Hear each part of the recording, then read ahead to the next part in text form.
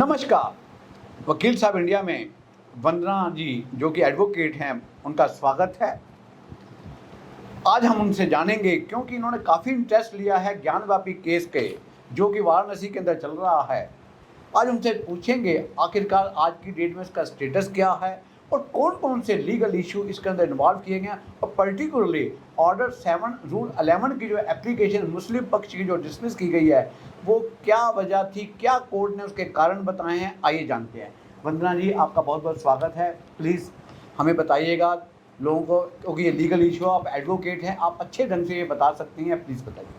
Myself, Advocate Vandana Khandera, and first of all, I would like to say thank you so much, sir, for giving me this opportunity कि आज हम इस topic पर बात कर रहे हैं, because I think that being a part of this legal fraternity, it is very important for us to understand each and every point of law. So here in this matter, Gyanvapi case जो था, इसके अंदर we will try to understand the legality of the case.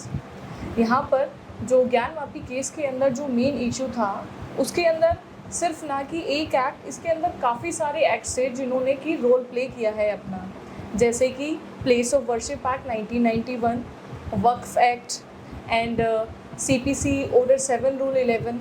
तो these all are act जिन्होंने एक role play किया है इस मैटर के अंदर, और जो कि हमें समझने की ज़रूरत है being a part of this fraternity. मैं चाहूँगा कि जो 7 रूल 11 की ऑर्डर 7 रूल 11 की एप्लीकेशन लगाई थी, उसके ग्राउंड्स क्या थे आखिरकार?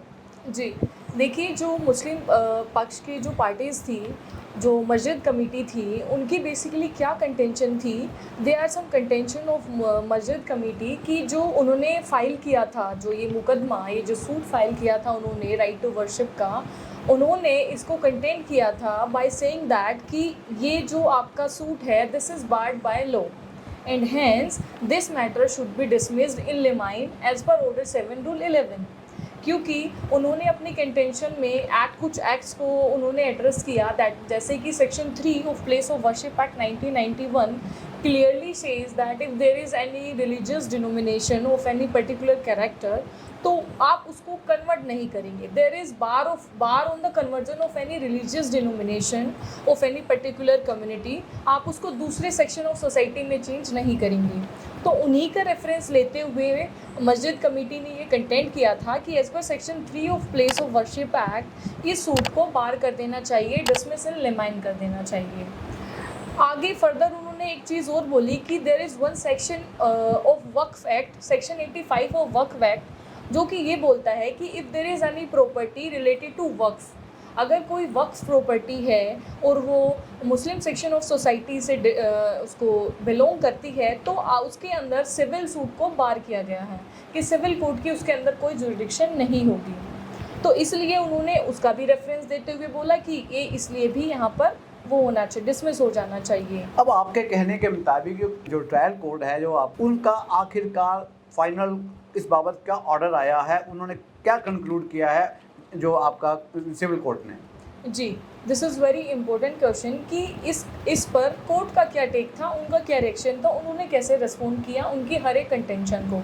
तो मैं आपको बताना चाहूँगी कि कोर्ट ने जो था, उनकी जो उन्होंने जो ये एप्लीकेशन डाली थी 711 की, उसको रिजेक्ट कर दिया था बाय सेइंग दैट कि while we are exercising power under order 7 rule 11, तो while we are exercising this power, we only need to take into consideration the averment made in the pleading itself, okay. not the WS or the contention made by the defendant. Because if we will see the merits or demerits of the case, on the maintainability of the case, तो आप ये कहना चाहेंगे कि court ने इसमें देखा है कि ट्रायलेबल इशू है? जी हाँ जी, बिल्कुल, और जिसके लिए ट्रायल की जरूरत पड़ेगी। जी बिल्कुल, उन्होंने यही क्योट किया कि ये जो इशू आप बता रहे हैं, अगर हम मेरिट्स और डीमेरिट्स के अंदर अभी चले जाएंगे, on the maintainability of the case ही हम उसके अंदर चले जाएंगे, तो ट्रायल का तो कोई पर्पस ही नहीं बचेगा। तो उनका मतलब कोर्ट की अल्टीमेटली यही फाइंडिंग है, डिस्प्यूटेड फैक्ट्स आर देयर, जिसके लिए ट्रायल की जरूरत पड़ेगी। जी हाँ जी, उन्होंने यही बोला कि आप मेरिट्स और डीमेरिट्स के अंदर जाएंगे, we only need to see the averment made by the plaintiff in his plaint, and on the basis of that plaint we admit this case, and they rejected the application made under order rule 7 rule 11। क्या ये बताएंगे कि जब ये order 7 rule 11 की application dismiss हो गई है, अब मुस्लिम पक्ष के पास जिसकी एप्लीकेशन डिसमिस हुआ है, अब उसके पास ऑप्शन क्या है? अब उसके पास ऑप्शन क्या है? अब जैसे कि उन्होंने अब फर्दर प्लीडिंग के लिए उन्होंने केस को लगाया है, जो भी फर्दर आगे प्लीडिंग चलेंगी उनके लिए तो केस क्या वो लगा। प्लीडिंग के अमेंडमेंट के लिए जा रहे हैं? अभी प्लीडिंग के अमेंडमेंट के लिए तो नहीं जा रहे हैं वो, जहाँ तक लेकिन मुझे अब पता है। ट्रायल कोर्ट के ऑर्डर के बाद इस समय मुस्लिम पक्ष के पास क्या ऑप्शन बचा है? क्या वो अपील डालेंगे या क्या करेंगे इस बाबत? कोई आपके पास इंफॉर्मेशन इस बाबत? इस बाबत तो मेरे पास कोई इन्फॉर्मेशन नहीं है एज ऑफ नाउ। वंदना जी, मैं आपका बहुत बहुत शुक्रगुजार हूँ। आपने ज्ञानव्यापी केस के अंदर बहुत अच्छी स्टडी की हुई है और आपने हमारे दर्शकों को, हमारे जो लीगल फैटर्निटी के लोगों को और आम आदमी को भी इस बाबत में बताया है, इसलिए मैं आपका बहुत बहुत शुक्रिया हूँ। Thank you very much.